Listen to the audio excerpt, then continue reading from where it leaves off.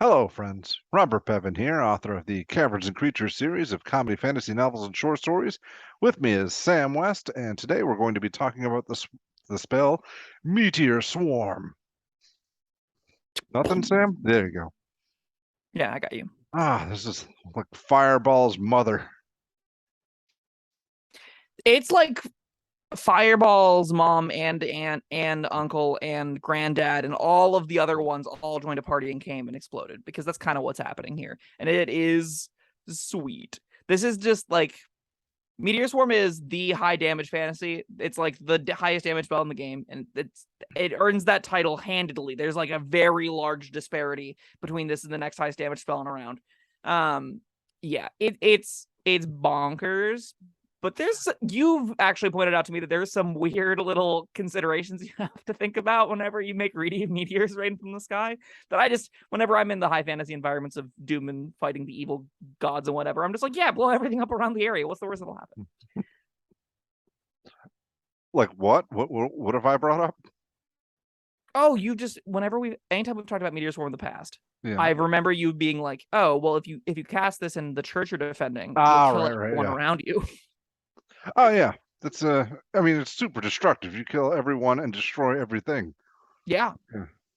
Because I mean, with a range of a mile, a cast time of an action, you're getting 40-foot radius spheres dealing 40d6 damage, 20 fire, 20 bludgeoning in 3 areas of your choice within a mile. Yeah. Yeah. If you were curious as to the math of how much is 40d6 damage, it's a lot. It's well over 100. Let me pull out the calculator real quick. 40d6 is doing roughly 140 damage a pop. This kills a lot of Got a things. lot of stuff. Mhm. I don't know where to go from here. I mean, like It's that's what it does. That's I yeah, got a fun fact for Meteor Swarm. You never know what it's called. Like, you know, and all your that's little true. I write-ups, call it meteor rain all the time. meteor rain, meteor shower, meteor whatever, anything but Meteor Swarm. It just Good time. like this kind of effect exists in like a whole bunch of pop culture and fantasy games and things. Like Final Fantasy has just meteor. It has Draco, which is a meteor thing. There's like meteor rain in other high fantasy video games and stuff. And like they all do the same thing. You make big fiery things rain from the sky and kill shit, right? But yeah, Meteor Swarm for some reason I just can never wrap my head around. It'd be fun to use this against dinosaurs. I think that's the actual end game that I want to see in my Dungeons and Dragons game. I want to see a group of adventurers get really irritated about like some really small slight that These some damn lizard, dinosaurs yeah, some taking lizard, shits on my lawn. sure. And then you have the whole arc is just how do we go back in time and kill the dinosaurs like 100,000 years earlier, and then that's just the whole game plan is going back and just hitting a bunch of dinos with meteors from. Although there's plenty of dinosaurs in regular Dungeons and Dragons. Yeah. Uh, yeah, this is a hard spell to talk about because much like Fireball, it's just a big chunk of damage. What I'll say about it being a big chunk of damage is 140 is a lot. It's not going to kill outright the majority of high CR baddies. Like if you're going against Tiamat, if you're into like Aspect of Bahamut for some reason because you're evildoers, if you're going to fight the demons out of the abyss or whatever, 140, they'll pass the save because they'll absolutely spend legendary resistance on this. So they'll take like 70 damage, which is like a fourth of their health. One spell for a fourth of the big bad that you've been going up to this whole game's health is a pretty good deal, especially whenever the rest of your spell kills every other low like CR 15 or lower thing around them. So that's pretty nifty. But this won't be like a one-shot kill. This will take an encounter and just murder everything that isn't of a certain caliber, and anything that is of that caliber, it's still getting murked by this. Yeah, I mean, yeah, it'd be fun to use against a big bad, but I don't know. I kind of like it against a big mass of smaller creatures, like not small, like not like Yeah. goblins or kobold, but something that a few levels ago you would have had trouble taking on one, but now you can mow them down with your giant meteor swarm. That's exciting. Yep. It's definitely reached that tier of play, right? Where you're like, yeah, That's a couple of ice giants. Get out of here, meteors. You're bringing just an army of what? There's a handful of regular hill giants. There's a handful of big old trolls. Please, meteors. That's as a dungeon master, I feel, if one of your players gets Meteor Swarm, you kind of have to attack them with a big herd of giants. I mean, I think yes. I think once a player has access to Meteor Swarm, you have to kind of accept as a DM every single encounter up until they spend the Meteor Swarm has to ask them to spend the Meteor Swarm, which makes encountering it makes DMing a little bit tricky. But I mean, if we're talking about things that make DMing tricky and we're in the 17th level, this is not top of that list, but it is something that is like a real hurdle. It just means a lot of this spell does only hit 3 40-foot areas. That sounds like a huge swath, but we are in a tier of play where you can be sending 150, 200 goblins at players. The marshals will be really bored as they kill 4 or 5 on a turn, but the full casters would be like, yeah, Cone of Cold just shreds half of those. Those are like at 4th levels, and then I can bust out big O air, just throw some big walls of fire down to make the zombies just char through them and die.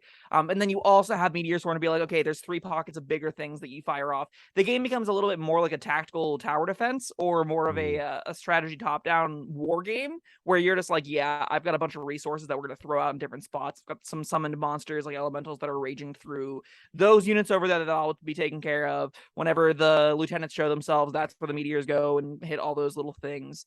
The real challenge then is how do you, in that moment, be like, yes, rogue who makes 1 attack a turn, what do you do? While making it feel fun and exciting. And that's like, it's the internal DM problem, right? Is balancing around the most powerful thing at the table can make without making other players feel useless is really hard. Doing it for Meteor Swarm, hostages is a good one. Yeah, that's good. Yeah, because when I mentioned it before, I was just talking about, all right, they've got this new toy, give them one good chance to feel cool with it. But I like what you're saying too. But I mean, I think that works. If they're overusing it, just every morning when they get up, 16 hill giants coming at them. Oh, there's your Meteor Swarm. All right, do without it for the rest of the day.